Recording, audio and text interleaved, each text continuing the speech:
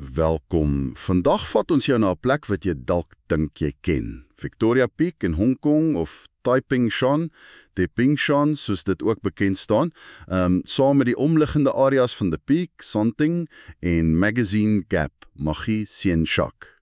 'n Ikoniese plek, geen twyfel nie. Ja, die uitsigte is legendaries, ons weet, maar ons gaan vandag wel dieper as die panorama. Ons bronne, historiese rekords, artikels, ontledings, skets 'n prentjie wat ver verby die gewone toeristefoto's strek. Dis 'n verkenning, jy weet, van die laag onder die oppervlek. Dis presies die doel. Ons wil verby daardie poskaart perfeksie kyk. Vandag gaan ons fokus op 5 spesifieke, nogal boeiende stories wat die komplekse drade van geskiedenis, vernuftige ingenieurswese, koloniale magstrukture, oorlog en ja, die diep sosiale skeidings van hierdie area ontrafel. En elke storie het 'n soort skat. Ja? Elke storie is gekoppel aan 'n tasbare, verborge skat, iets wat jy self daar kan opspoor, 'n stukkie geskiedenis wat jy kan aanraak amper. Klink fascinerend. So waar begin ons hierdie ontrafeling? Dalk met 'n pad wat byna elke besoeker aan The Peak sal teekom, maar waarvan min ek dink die volle verhaal ken. Lugard Road. Lugard Road. Goeie beginpunt. Lugard Road. Lugeda.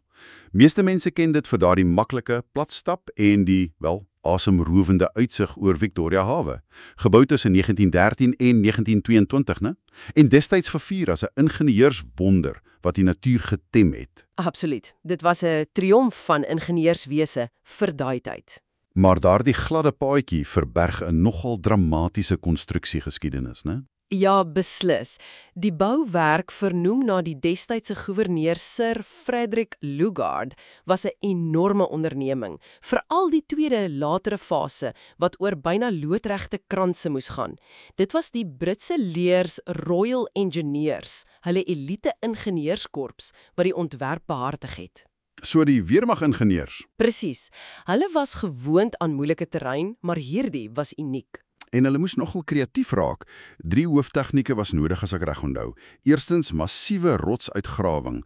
Meer as 1800 voet daarvan moes weggekap word. Ja, enorme hoeveelhede rots. Tweedens, die bou van stewige keermure oor sowat 1500 voet om die pad teen grondstortings te beskerm.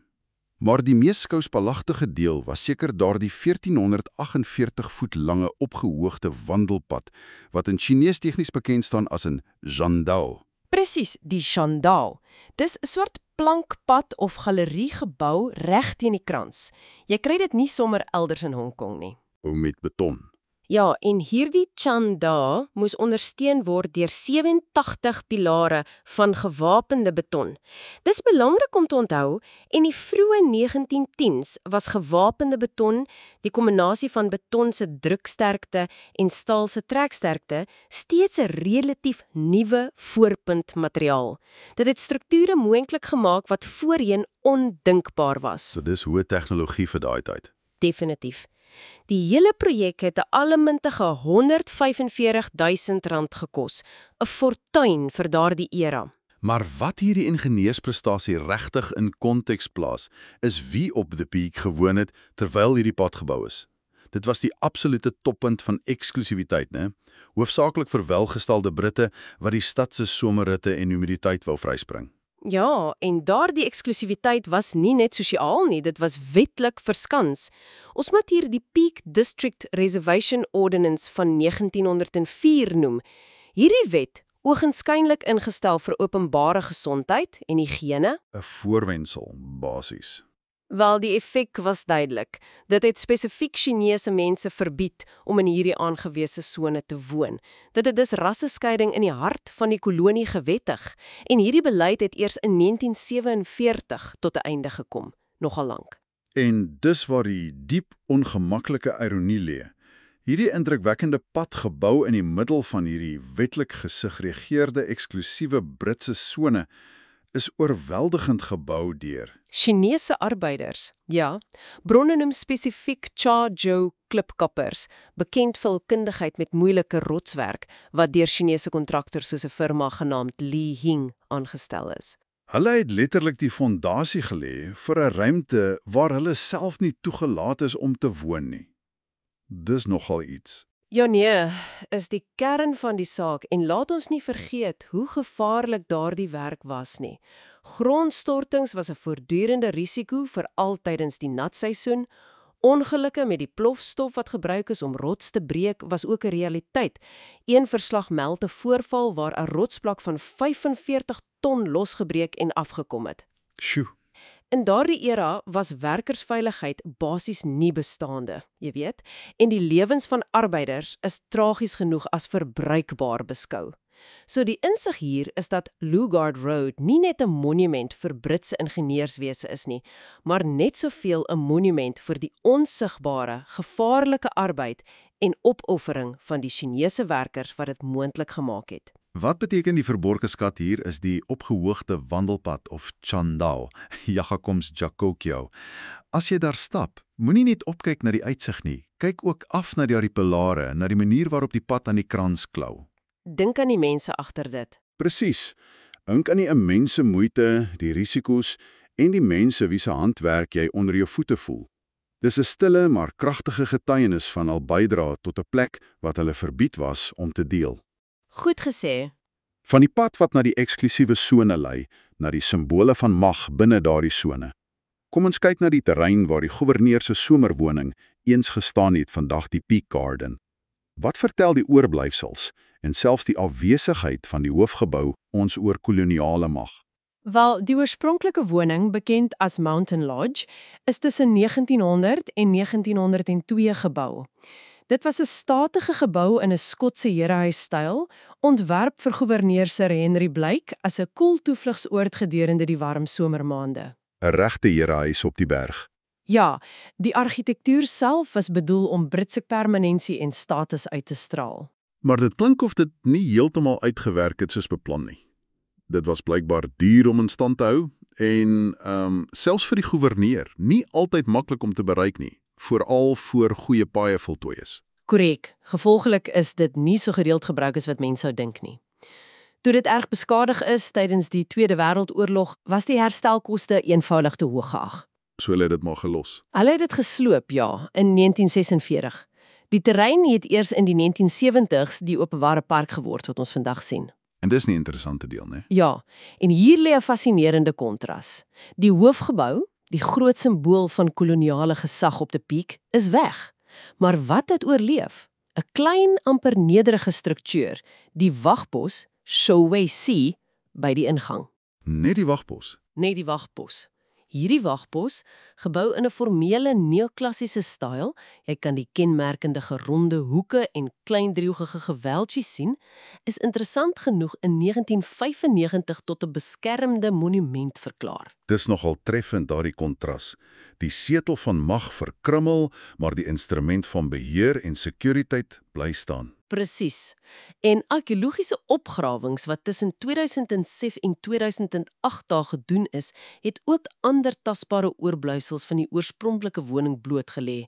Stukke van die granietfondasies, pragtige patroonteëls. O, regtig? Ja, en selfs ou grensklippe, bekend as Chishi, wat die grense van die goewerneur se eiendom afgebaken het. So daar is nog spore. En dit alles binne daardie sone. En hier moet ons weer terugkom na daardie Peak District Reservation Ordinance 1904-1947.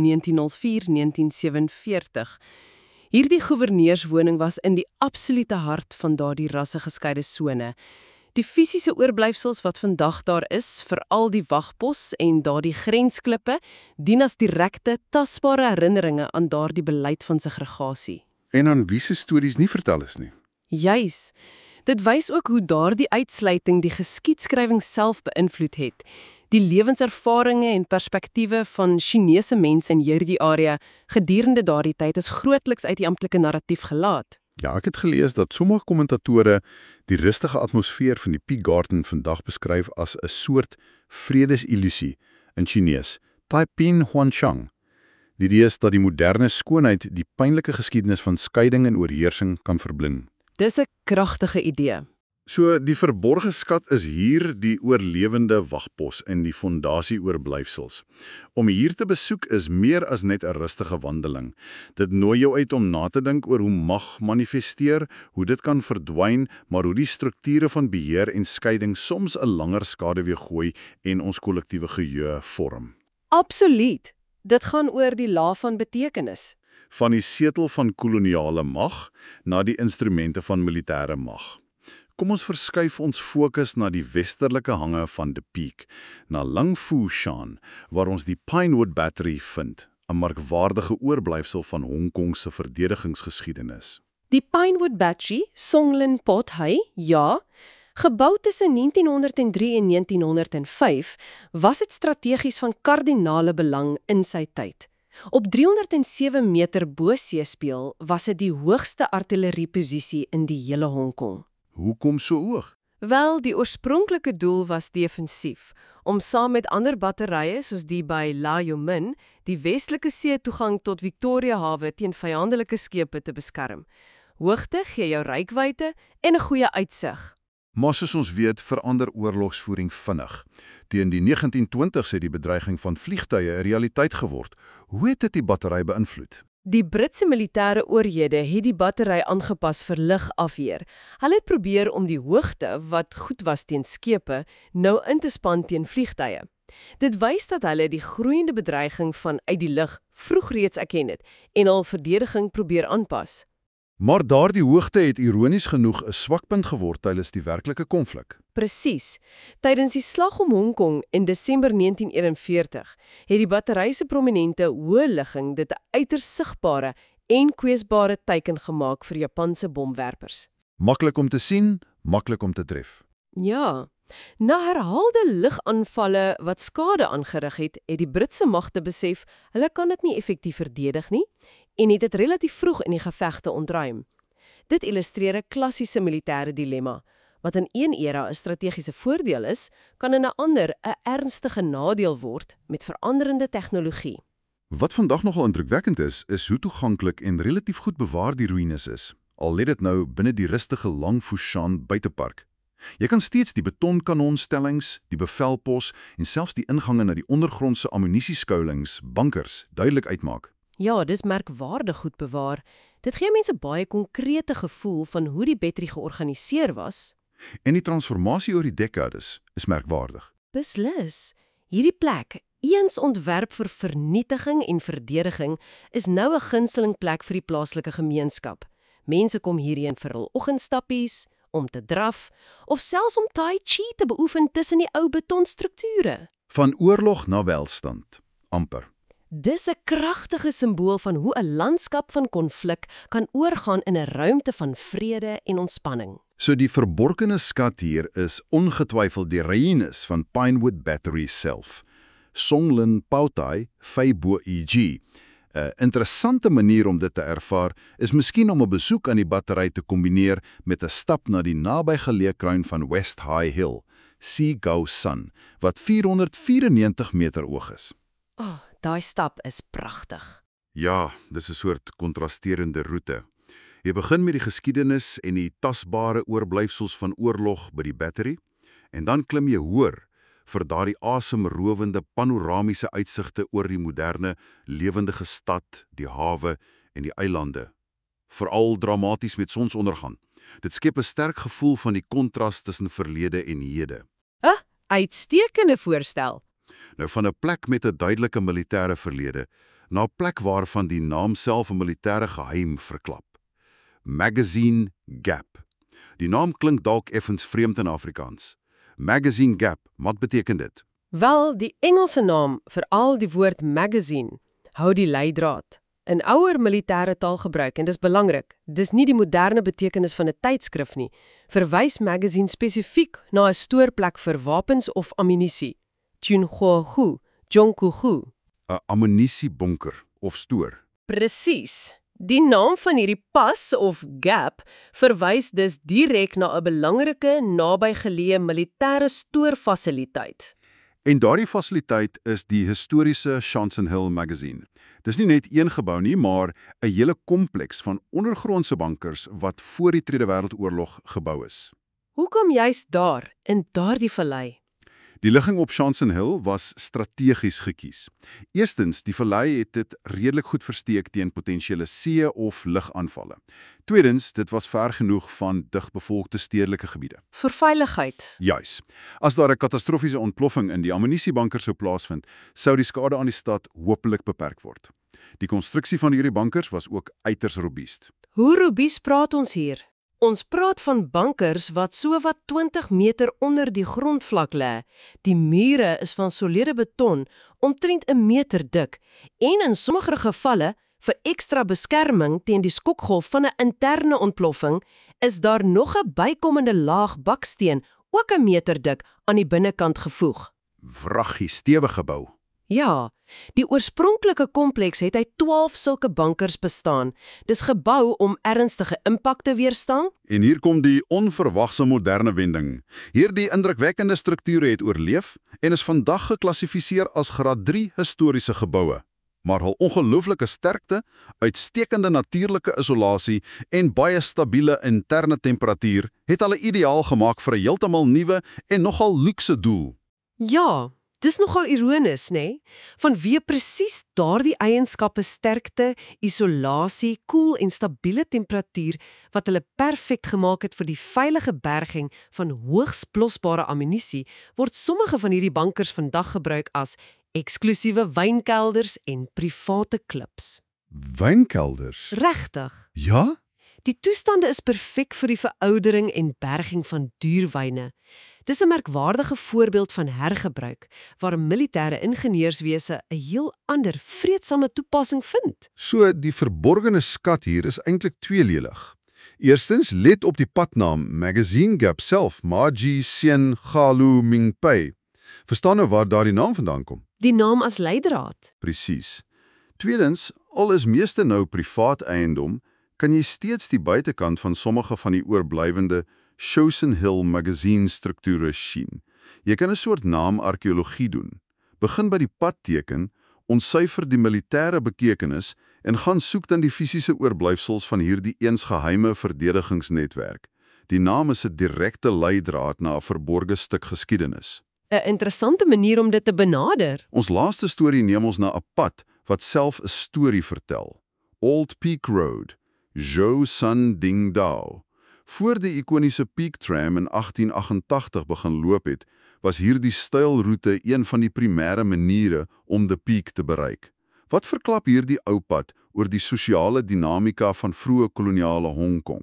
Wel, hierdie pad was letterlik die roete wat gebruik is deur Chinese draagstoeldraers bekend as Zhou Fu, wat die Europese elite in draagstoele teen die moordende helling opgedraai het. Met die hand gedra. Ja, met spierkrag. Interessant genoeg, voor die tram was dit net bekend as Peak Road.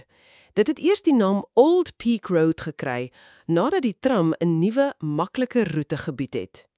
Die naam self weerspieël dus 'n verandering in gebruik en status. Dit gee ons 'n baie direkte, amper fisiese blik op die klassestruktuur van daardie tyd.